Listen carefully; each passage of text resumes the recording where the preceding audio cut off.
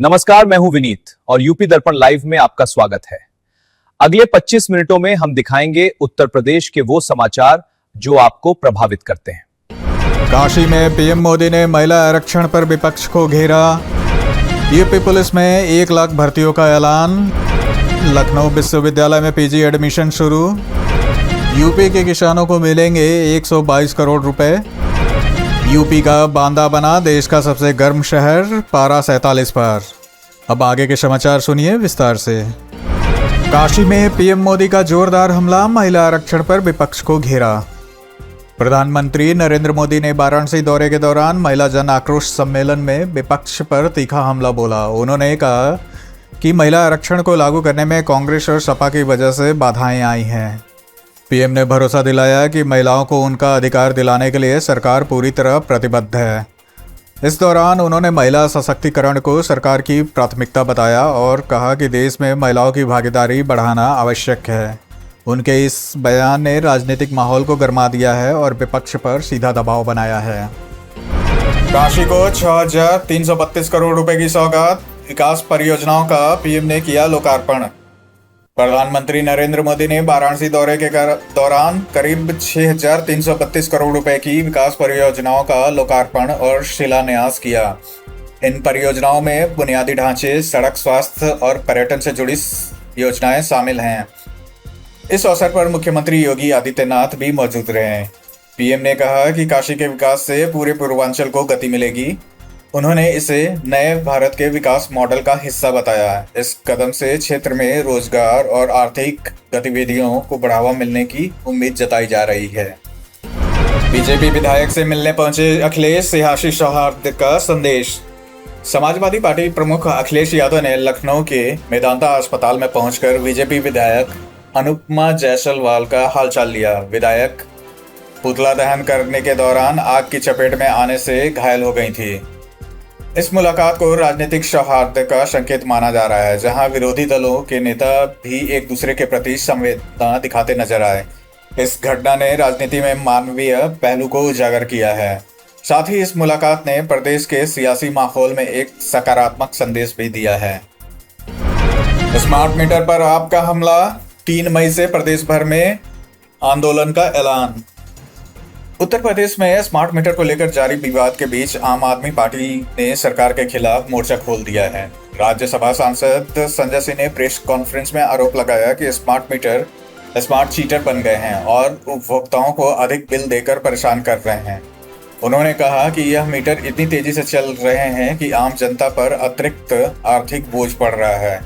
आपने 3 मई से पूरे प्रदेश में आंदोलन शुरू करने का ऐलान किया है, जिससे राजनीतिक दबाव और बढ़ सकता है। पंचायत प्रतिनिधियों की मांग, चुनाव तक कार्यकाल बढ़ाने पर चर्चा तेज। लखनऊ में आयोजित पंचायती राज विभाग की कार्यशाला में क्षेत्र पंचायत प्रमुखों और अन्य प्रतिनिधियों ने अपना कार्यकाल आगामी पंचायत चुनाव तक बढ़ाने की मांग उठाई।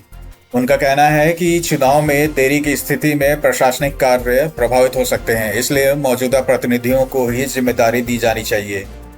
पंचायती राज मंत्री ओम प्रकाश राजभर ने इस मांग को मुख्यमंत्री के समक्ष रखने का आश्वासन दिया है। उन्होंने कहा कि 30 अप्रैल को होने वाली अदालत की सुनवाई के बाद इस मुद्दे पर अंतिम निर्णय लिया जाएगा। इससे ग्रामीण राजनीति में हलचल तेज हो गई है। विकसित यूपी की मजबूत बुनियाद, जेवर एयरपोर्ट और एक्सप्रेसवे बने प्रतीक। उत्तर प्रदेश में तेजी से हो रहे विकास कार्यों को लेकर सरकार ने राज्य को नई दिशा देने का दावा किया है। जेवर इंटरनेशनल एयरपोर्ट, गंगा एक्सप्रेसवे और अन्य बड़े इंफ्रास्ट्रक्चर प्रोजेक्ट्स को प्रदेश की प्रगति का प्रतीक बताया जा रहा है। सरकार का कहना है कि इन परियोजनाओं से निवेश बढ़ेगा, रोजगार के अवसर पैदा होंगे और प्रदेश की अर्थव्यवस्था को मजबूती मिलेगी। विशेषज्ञों का मानना है कि यह विकास मॉडल दीर्घकालिक बदलाव ला सकता है। इससे यूपी की छवि एक उभरते औद्योगिक और आर्थिक केंद्र के रूप में मजबूत हो रही है। विधायकों का आखिरी मौका, 2027 चुनाव से पहले सड़क फ्लाईओवर प्रस्ताव तैयार। उत्तर प्रदेश में आगामी विधानसभा चुनाव 2027 से पहले सांसदों और विधायकों को अपने क्षेत्रों में सड़क और फ्लाईओवर निर्माण कराने का अंतिम अवसर दिया गया है। लोक निर्माण विभाग इस दिशा में प्रस्ताव तैयार कर रहा है और जन प्रतिनिधियों से प्राथमिकता वाले कार्यों की सूची मांगी गई है।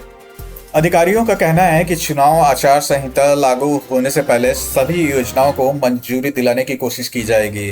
इस कदम से क्षेत्रीय विकास को गति देने और जनता की सुविधाओं में सुधार करने की उम्मीद बताई जा रही है। गोरखपुर से दिल्ली अब आसान, अमृत भारत ट्रेन को मिली मंजूरी। गोरखपुर से नई दिल्ली के बीच अमृत भारत ट्रेन चलाने के प्रस्ताव को रेलवे बोर्ड से मंजूरी मिल गई है। यह ट्रेन बढ़नी के रास्ते संचालित होगी, जिससे यात्रियों को बेहतर कनेक्टिविटी मिलेगी। इसके साथ ही गोंडा तक मेमू सेवा का विस्तार भी किया जाएगा। इस फैसले से पूर्वांचल के यात्रियों को बड़ी राहत मिलेगी और यात्रा समय में भी कमी आएगी। अधिकारियों का कहना है कि इससे क्षेत्र में व्यापार और आवागमन को बढ़ावा मिलेगा। यह पहल रेलवे नेटवर्क को मजबूत करने की दिशा में महत्वपूर्ण कदम मानी जा रही है। 4 मई को विशेष कैंप, यूपी के किसानों को मिलेंगे 122 करोड़ रुपए। उत्तर प्रदेश सरकार 4 मई को राज्य के सभी जिलों में विशेष कैंप आयोजित करने जा रही है, जिसके तहत किसानों को फसल क्षतिपूर्ति की शेष राशि का भुगतान किया जाएगा। खरीफ 2025 और रबी 2025-26 सीजन के लिए कुल 122.28 करोड़ रुपए किसानों के खाते में सीधे भेजे जाएंगे। सरकार पहले ही खरीफ सीजन की अधिकांश राशि का भुगतान कर चुकी है और अब शेष राशि का वितरण किया जाएगा। अधिकारियों का कहना है कि इस पहल से प्रभावित किसानों को आर्थिक राहत मिलेगी और कृषि क्षेत्र में भरोसा मजबूत होगा। यह अभियान किसानों के हित में महत्वपूर्ण कदम माना जा रहा है। आईपीएस अजय पाल शर्मा पर सियासी विवाद, वीडियो वायरल होने से बढ़ा तनाव।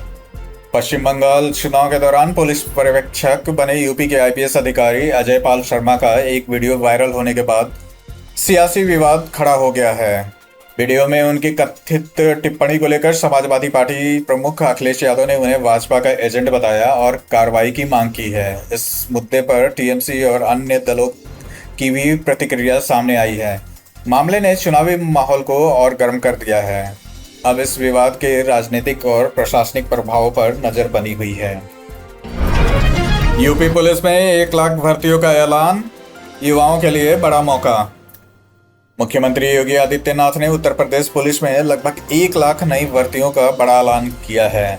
यह घोषणा उन्होंने पुलिस दूरसंचार विभाग के चयनित अभ्यर्थियों को नियुक्ति पत्र वितरित कार्यक्रम के दौरान की। सरकार का मानना है कि इससे प्रदेश की कानून व्यवस्था और अधिक मजबूत होगी तथा पुलिस बल की कार्य क्षमता बढ़ेगी। साथ ही युवाओं को रोजगार के बड़े अवसर भी मिलेंगे। हालांकि विस्तृत भर्ती प्रक्रिया और अधिसूचना का इंतजार किया जा रहा है। इस घोषणा से प्रतियोगी परीक्षाओं की तैयारी कर रहे युवाओं में उत्साह देखा जा रहा है। यूपी में डाटा ऑपरेटर और प्रिंसिपल भर्ती, हजारों पदों पर निकली वैकेंसी। उत्तर प्रदेश में सरकारी नौकरी की तैयारी कर रहे युवाओं के लिए बड़ी खुशखबरी सामने आई है। राज्य में डाटा एंट्री ऑपरेटर, अकाउंटेंट और स्कूलों में प्रधानाचार्य के हजारों पदों पर भर्ती प्रक्रिया शुरू की गई है।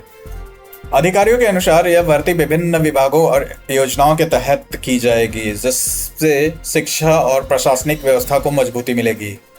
इच्छुक उम्मीदवारों को सलाह दी गई है कि वे निर्धारित समय सीमा के भीतर आवेदन प्रक्रिया पूरी करें। यह भर्ती अभियान रोजगार के नए अवसर प्रदान करने की दिशा में महत्वपूर्ण कदम माना जा रहा है। लखनऊ विश्वविद्यालय में पीजी एडमिशन शुरू, 15 जून तक आवेदन का मौका। लखनऊ विश्वविद्यालय में स्नातकोत्तर पाठ्यक्रमों में प्रवेश के लिए आवेदन प्रक्रिया शुरू हो गई है। इच्छुक छात्र 15 जून तक ऑनलाइन आवेदन कर सकते हैं। विश्वविद्यालय प्रशासन ने विभिन्न विषयों में सीटों का विवरण भी जारी किया है, जिससे छात्र अपनी रुचि के अनुसार चयन कर सकें। प्रवेश प्रक्रिया को पारदर्शी और व्यवस्थित बनाने के लिए ऑनलाइन प्रणाली लागू की गई है। विशेषज्ञों का कहना है कि समय से आवेदन करना जरूरी है ताकि किसी तकनीकी समस्या से बचा जा सके। यह प्रक्रिया छात्रों के लिए उच्च शिक्षा के नए अवसर खोल रही है। आरटीई उल्लंघन पर 35 निजी स्कूलों को नोटिस, मान्यता रद्द करने की चेतावनी। लखनऊ में शिक्षा अधिकार अधिनियम के तहत गरीब और कमजोर वर्ग के बच्चों को प्रवेश न देने के मामले में 35 से अधिक निजी स्कूलों को नोटिस जारी किया गया है। जिला अधिकारी के निर्देश पर बीएसए ने इन स्कूलों से जवाब मांगा है और चेतावनी दी है कि तय समय सीमा में प्रवेश प्रक्रिया पूरी न होने पर मान्यता रद्द की जा सकती है। अभिभावकों की शिकायत के बाद यह कार्रवाई की गई है। इस कदम को शिक्षा में समान अवसर सुनिश्चित करने की दिशा में महत्वपूर्ण माना जा रहा है। लखनऊ में एलडीए की अनंत नगर योजना शुरू, 498 प्लॉट के लिए पंजीकरण। लखनऊ में घर या प्लॉट खरीदने की योजना बना रहे लोगों के लिए बड़ी खबर है। लखनऊ विकास प्राधिकरण ने अनंत नगर योजना के तहत 498 प्लॉट के लिए पंजीकरण प्रक्रिया शुरू कर दी है। इच्छुक आवेदक निर्धारित समय सीमा के भीतर आवेदन कर सकते हैं। यह योजना शहर के विकसित होते क्षेत्रों में आवासीय विकल्प प्रदान करने के उद्देश्य से शुरू की गई है। अधिकारियों का कहना है कि इस योजना से मध्यम वर्ग के लोगों को सस्ती दरों पर प्लॉट मिल सकेंगे और शहरी विकास को भी बढ़ावा मिलेगा। किन्नरों को नजराना लेने का कानूनी अधिकार नहीं, हाईकोर्ट ने याचिका खारिज की। इलाहाबाद हाईकोर्ट ने एक महत्वपूर्ण फैसले में कहा है कि किन्नरों द्वारा नजराना लेना या धन लेने का कोई कानूनी अधिकार नहीं है। कोर्ट ने स्पष्ट किया है कि कानून के अनुसार ही किसी व्यक्ति से कर, शुल्क या अन्य प्रकार का धन लिया जा सकता है और इसके लिए वैध आधार होना जरूरी है। न्यायालय ने एरिया बंटवारे से जुड़े मामले में दाखिल याचिका खारिज करते हुए यह टिप्पणी की। इस फैसले को कानून व्यवस्था और नागरिक अधिकारों के संदर्भ में महत्वपूर्ण माना जा रहा है। मदरसे पर बुलडोजर कार्रवाई रुकी, हाईकोर्ट के आदेश पर प्रशासन पीछे हटा। संत कबीर नगर में एक मदरसे पर चल रही ध्वस्तीकरण कार्रवाई को इलाहाबाद हाईकोर्ट ने रोक दिया है। कोर्ट से अंतरिम राहत मिलने के बाद प्रशासन ने तुरंत बुलडोजर और अन्य मशीनें मौके से हटा ली। यह कार्रवाई अवैध निर्माण के आरोप में शुरू की गई थी, लेकिन अदालत के आदेश के बाद फिलहाल रोक लगा दी गई है। अधिकारियों का कहना है कि मामले की अगली सुनवाई तक यथास्थिति बनाए रखी जाएगी। इस फैसले के बाद स्थानीय स्तर पर चर्चा और कानूनी प्रक्रिया पर नजरें टिक गई हैं। तलाक के बाद महिला की संपत्ति पर अधिकार, हाईकोर्ट का अहम फैसला। इलाहाबाद हाईकोर्ट ने एक अहम फैसले में तलाक के बाद महिला की संपत्ति के अधिकार को लेकर स्पष्टता दी है। मामले में पति पत्नी के बीच आपसी सहमति से तलाक हुआ था और पत्नी को 20 लाख रुपए देने का समझौता हुआ था। आंशिक भुगतान के बाद महिला की मृत्यु हो गई, जिसके बाद उत्तराधिकार को लेकर विवाद उत्पन्न हुआ। कोर्ट ने कहा कि ऐसी स्थिति में कानूनी उत्तराधिकारी का निर्धारण नियमों के अनुसार किया जाएगा। इस फैसले को पारिवारिक कानून और संपत्ति अधिकारों के संदर्भ में महत्वपूर्ण माना जा रहा है। फर्जी आईएएस बनकर ठगी करने वाली 2 बहनें गिरफ्तार, लाखों की ठगी का खुलासा। बरेली पुलिस ने 2 ऐसी महिलाओं को गिरफ्तार किया है जो खुद को आईएएस और प्रशासनिक अधिकारी बताकर लोगों से ठगी कर रही थी। ये महिलाएं कभी एसडीएम तो कभी एडीएम बनकर युवाओं को सरकारी नौकरी दिलाने का झांसा देती थीं। आरोप है कि इन्होंने सचिवालय में सेटिंग होने का दावा कर कई लोगों से लाखों रुपए ऐंठ लिए। शिकायत मिलने के बाद पुलिस ने जांच शुरू की और दोनों को गिरफ्तार कर लिया। मामले में अन्य पीड़ितों की भी तलाश जारी है। नोएडा में बुजुर्ग से 85 लाख रुपए की साइबर ठगी, सीबीआई अधिकारी बनकर किया डिजिटल अरेस्ट। नोएडा के सेक्टर 51 में एक बुजुर्ग व्यक्ति साइबर ठगी का शिकार हो गए, जहां ठगों ने खुद को सीबीआई और साइबर सेल अधिकारी बताकर उन्हें डिजिटल अरेस्ट का डर दिखाया। व्हाट्सएप वीडियो कॉल के जरिए पूछताछ का नाटक किया और मनी ट्रेल वेरिफिकेशन के नाम पर उनसे करीब 85 लाख रुपए ट्रांसफर करा लिए गए। घटना के बाद पीड़ित ने पुलिस में शिकायत दर्ज कराई है। पुलिस ने मामला दर्ज कर जांच शुरू कर दी है और लोगों को इस तरह की ठगी से सतर्क रहने की सलाह दी है। पूर्वांचल विश्वविद्यालय में 33 करोड़ का घोटाला, किताबें खरीदी पर छात्रों को नहीं मिलेंगी। जौनपुर स्थित वीर बहादुर सिंह पूर्वांचल विश्वविद्यालय में बड़ा घोटाला सामने आया है, जहां पिछले 5 वर्षों में करीब 33 करोड़ रुपए की किताबें खरीदी गई। जांच में पाया गया कि ये किताबें छात्रों तक पहुंच ही नहीं पाई और लाइब्रेरी में भी उपलब्ध नहीं थी। आरोप है कि खरीद प्रक्रिया में नियम के उल्लंघन हुए और निजी लाभ के लिए धन का दुरुपयोग किया गया। मामले के उजागर होने के बाद प्रशासन ने जांच शुरू कर दी है। इस घटना ने शिक्षा संस्थानों में पारदर्शिता और जवाबदेही पर सवाल खड़े कर दिए हैं। यूपी चुनाव प्रभावित करने की साजिश, स्लीपर सेल और साइबर नेटवर्क सक्रिय।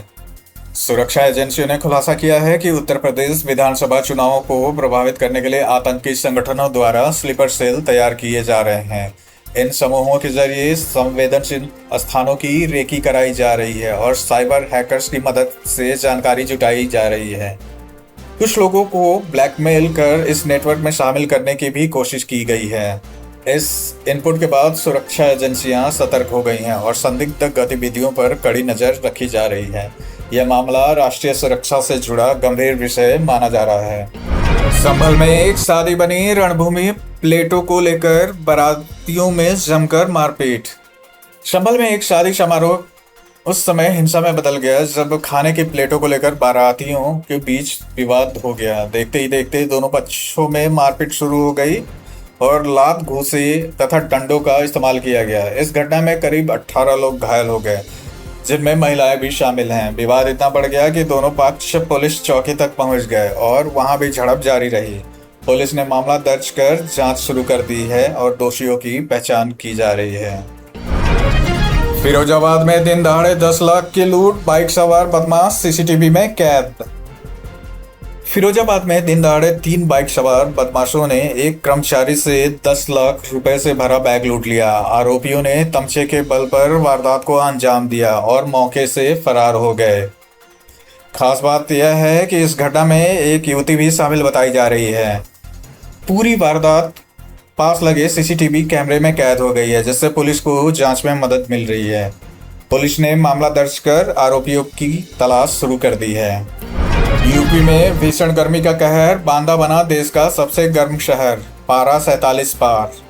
उत्तर प्रदेश में भीषण गर्मी ने जनजीवन को पूरी तरह प्रभावित कर दिया है, जहां बांदा जिले में तापमान 47.6 डिग्री सेल्सियस तक पहुंच गया है। यह देश का सबसे गर्म स्थान बन गया है, जिसने राजस्थान को भी पीछे छोड़ दिया। झांसी समेत कई जिलों में तापमान 44 डिग्री से अधिक दर्ज किया गया है। प्रशासन ने हीट वेव से बचाव के लिए दिशा निर्देश जारी किए हैं और लोगों को धूप से बचने की सलाह दी है। विशेषज्ञों के अनुसार आने वाले दिनों में गर्मी से राहत मिलने की संभावना कम बताई जा रही है।